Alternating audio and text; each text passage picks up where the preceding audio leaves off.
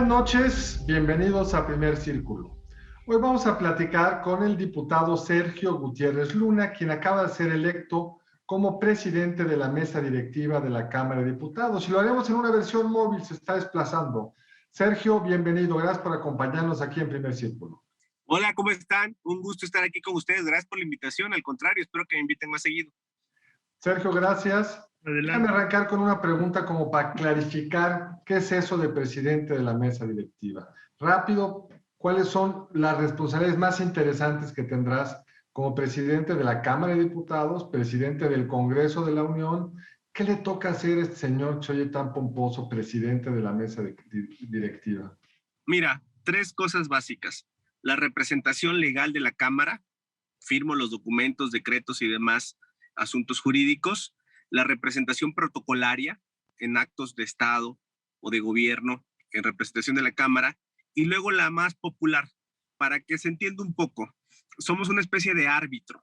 Somos quien conducimos las sesiones y nos apegamos al reglamento para que todos los partidos políticos sientan la tranquilidad de que está siendo conducida la Cámara y la sesión de manera equilibrada para todos. Entonces es una especie de arbitraje lo que hacemos en las sesiones, que muchas veces habrán visto ustedes y el público también, que hay debates ríspidos, hay exigencias, hay defensa de posicionamientos, lo cual es normal en un parlamento. Los parlamentos son justamente para eso, para hablar, para debatir. Y tiene que haber alguien que tenga o lleve el orden, ponga orden, llame la atención, conduzca, reconduzca. Esa es la función del presidente. Ahora, diputado, una pregunta, Sergio. El público, la verdad es que confunde con frecuencia las funciones de la mesa directiva y de la Jucopo. Y de hecho, estos días en donde se ha hecho mucha política, ¿por qué digo mucha política? Porque como tú mismo lo dijiste en una declaración, pues ya se empezaron con acuerdos. Pasan como desapercibidos en la opinión pública todos los pequeños acuerdos que dan un equilibrio, que brindan un equilibrio a las fuerzas políticas en esos dos órganos, porque en realidad están unidos, están de alguna manera vinculados. ¿Nos puedes platicar cómo han sido esos acuerdos y qué se ve para los próximos 3 años? Sí, la Junta de Coordinación Política, un poco para aclararlo, es un órgano de conducción política integrado por los coordinadores de los grupos parlamentarios. Los coordinadores representan a su fuerza política, su número de diputados. Incluso las decisiones se toman ahí por voto ponderado. Un coordinador representa el número de diputados que tiene detrás de él. Ahí se toman acuerdos políticos y la mesa directiva, que es un órgano diferente, es un órgano de conducción, de dirección y de gobierno interno de la Cámara. Entonces tienen dos funciones muy claras y muy específicas. ¿Cuál creo yo que debe ser la visión que debo tener como presidente y que debe tener la mesa directiva? Yo creo que debemos de ser los facilitadores para que esos acuerdos que se generan en la Junta de Coordinación Política, en la Jucopo, esos grandes acuerdos que se dan ahí, puedan transitar ordenadamente en el proceso parlamentario. Tenemos que ser los facilitadores de que los acuerdos transiten, generen y se cumplan en lo jurídico y en lo parlamentario, que es justamente dirigir la sesión. Es complejo dirigir una sesión. Y además te quiero decir algo. Los 500 diputados que estamos ahí emanamos de partidos políticos. Venimos todos de partidos políticos. Alguien tiene que ser el presidente, alguien. Esa persona, ese diputado o diputada va a salir de un partido político que lo postuló finalmente y por eso llegó.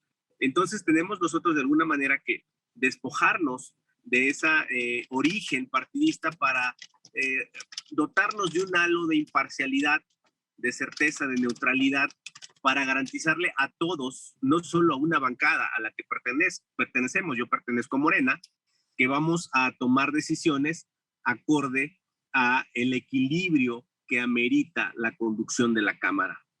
Ahora, esta legislatura, diputado, a diferencia de la que está saliendo, ustedes entran el 1 de septiembre, esta legislatura ya no tiene Morena tanto peso, tanto poder como tenía antes, porque en la anterior tenía la mayoría absoluta, más de la mitad de los diputados.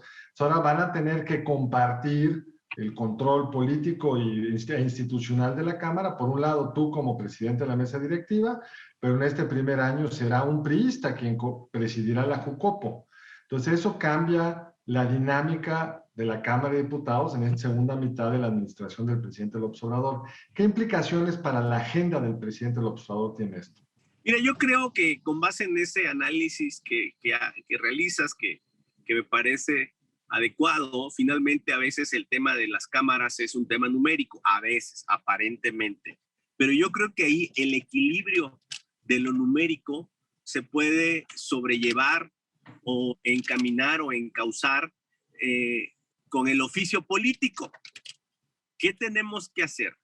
Lo que yo considero que Morena debe hacer como grupo mayoritario, porque lo es el que más diputados tiene y que junto con sus aliados de la coalición Juntos Haremos Historia sí tiene mayoría absoluta, llegan a 284 diputados.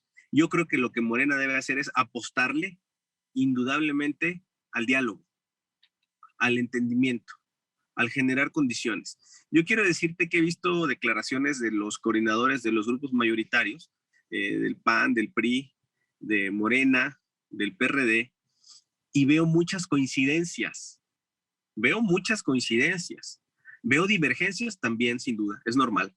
Tenemos programas diferentes, pero yo creo que empecemos por esas coincidencias y empecemos también analizando los asuntos cuando estén.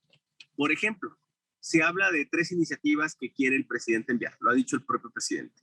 La energética, bueno, más bien eléctrica, la de la Guardia Nacional y la reforma electoral. Y hay un sinfín de opiniones sobre esto. Y yo lo que digo es, pues vamos a esperarnos, ¿no? Hay que ver los documentos, y cuando veamos los documentos, entonces ya sí nos ponemos a detalle a ver qué cosas podemos ver, decir, hacer o mejorar.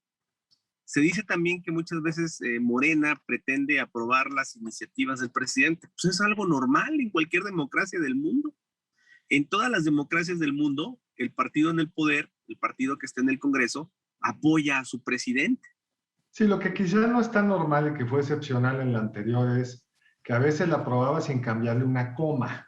Es decir, que no hubo y para eso se parlamenta, como tú dices, aún teniendo el partido en el poder la mayoría, y es legítimo tener una mayoría cuando la tienen, pues a veces hay que mejorar las iniciativas, porque para eso están ustedes. Sí, claro, pero mira, eso de que no se le cambie ninguna coma también es relativo. Te pongo un ejemplo, el caso de la reforma constitucional en materia de Guardia Nacional. La iniciativa que se presentó es totalmente diferente a lo que se aprobó. Y no, así en las constitucionales sin duda se hizo muy bien, pero algunas.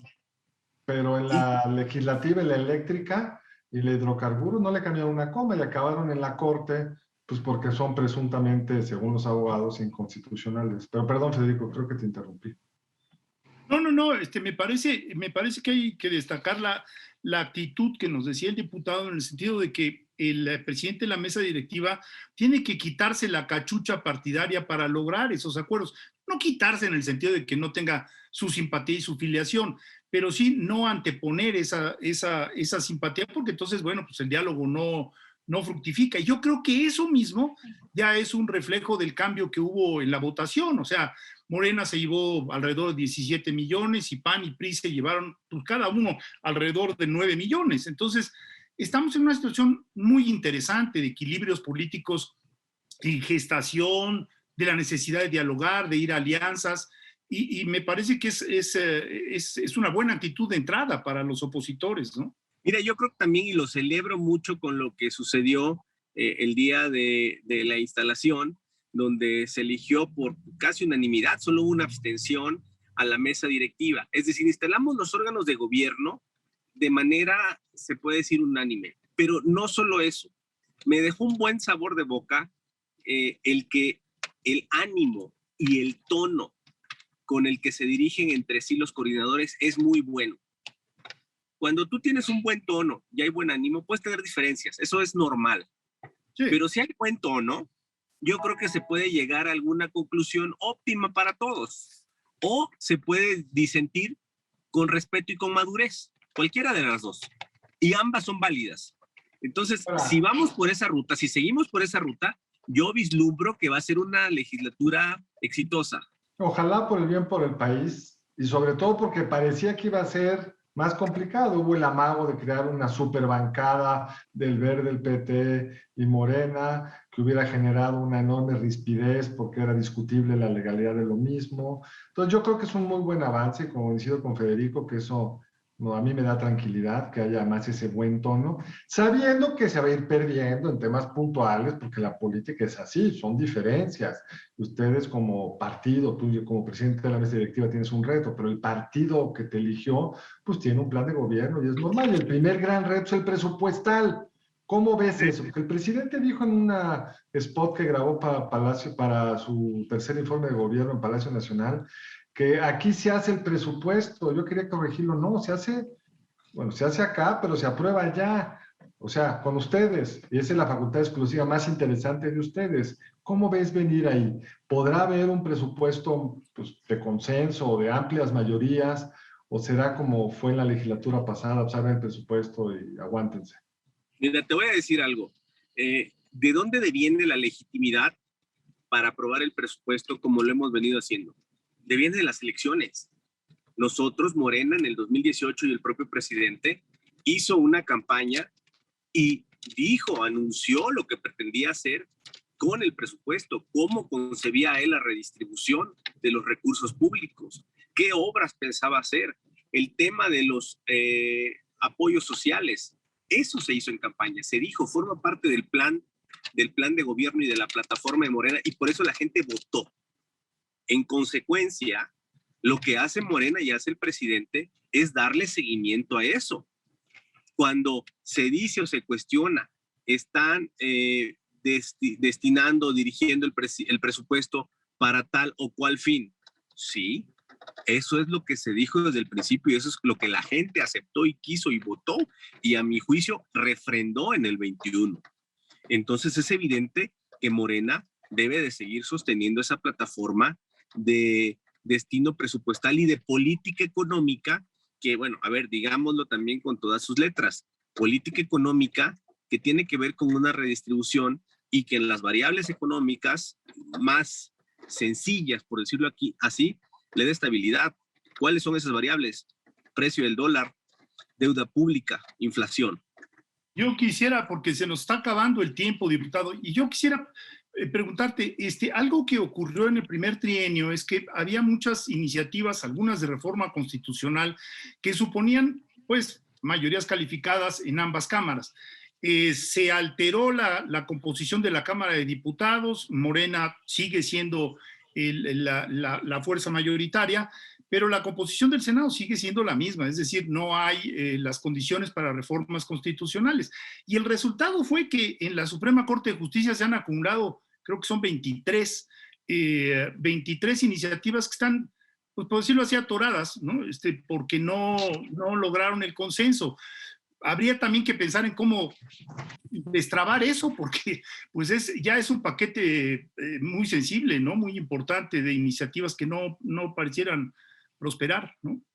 Sí, yo creo que tenemos en esta legislatura primero que hacer un balance de una agenda legislativa de los grupos parlamentarios. Cada grupo parlamentario tiene su interés, tiene su prioridad, tiene su propuesta. Con base en eso, con esas agendas legislativas particulares, llamémosles de alguna forma, hacer una agenda legislativa del Congreso, de la Cámara. Ponernos de acuerdo en qué orden y qué prioridad le vamos a dar a estas agendas. Esa va a ser la labor justamente del trabajo político y desde la Cámara lo estaremos conduciendo con mucha responsabilidad. Yo quiero que se genere una confianza entre todos los integrantes de la Cámara para que sepan que vamos a dirigir, a conducir los trabajos muy ordenadamente. Pues Sergio, diputado, muchísimas gracias. Te deseo un gran arranque este 1 de septiembre y qué bueno que tenemos todos en las principales fuerzas políticas o todas las fuerzas políticas en la Cámara una actitud constructiva que sea para bien. Lo mismo, muchas gracias. Diputado, la verdad le deseo lo mejor para bien del legislativo y de nuestro país, así es que suerte con ese nuevo tono que se ha manifestado. Y nos vemos la próxima emisión aquí en Primer Círculo. Muchas gracias a todos, nos vemos el lunes entrante aquí en Primer Círculo.